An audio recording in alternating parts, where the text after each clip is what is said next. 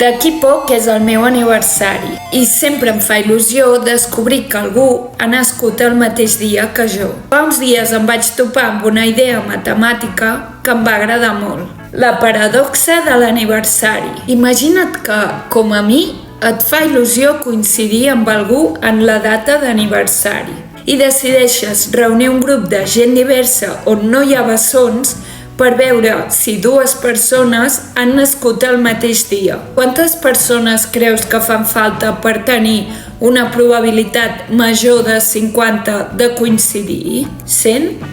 Potser més? Això és el que hagués dit jo abans de descobrir aquesta paradoxa.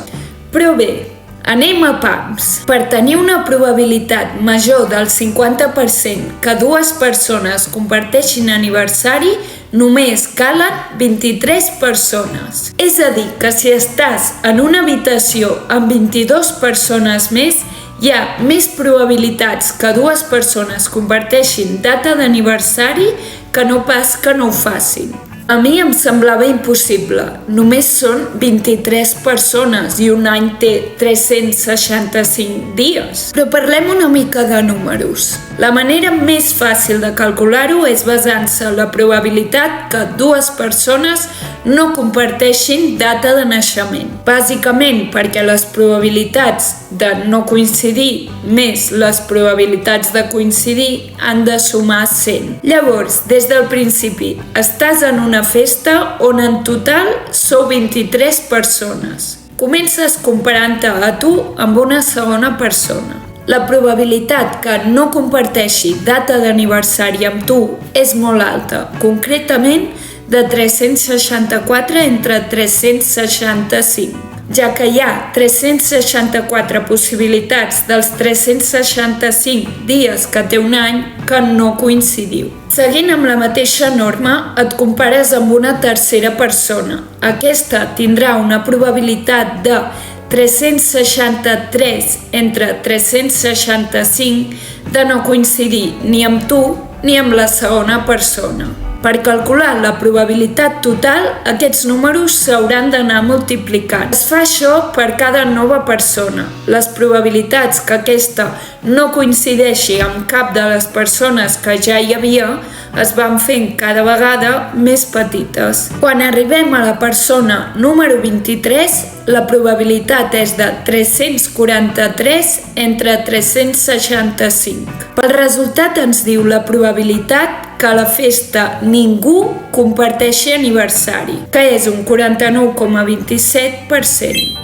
Recapitulem, hem calculat la probabilitat de no coincidir. Llavors, sabent la probabilitat de no coincidir, podem saber la probabilitat de sí coincidir. Simplement restant el resultat obtingut a 100. Surt 50,73%. És a dir, 50,73% de possibilitats que dues persones del grup sí comparteixin data de naixement. Com s'explica això?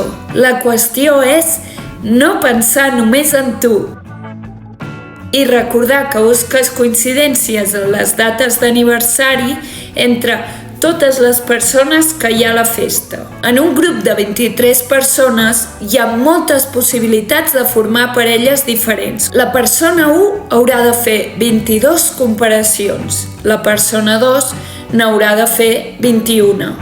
La persona 3, 20 comparacions i la persona 4, 19. Sumant totes les possibles parelles dona un resultat de 253. Per tant, en un grup de 23 persones existeixen 253 oportunitats que algú comparteixi aniversari i cada nova persona que s'afegeix a la festa obre noves possibilitats perquè hi hagi una coincidència. Sembla impossible, però queda demostrat. Això sí, el càlcul es fa sense tenir en compte els anys de traspàs. I potser et preguntes quantes persones fan falta per tenir una probabilitat d'aproximadament el 100% de coincidir? Els mateixos càlculs en un grup de 70 persones resulten en una probabilitat de coincidir del 99,97%. Però vaja, que a partir d'un grup de 50 persones la probabilitat que hi hagi una coincidència és molt alta.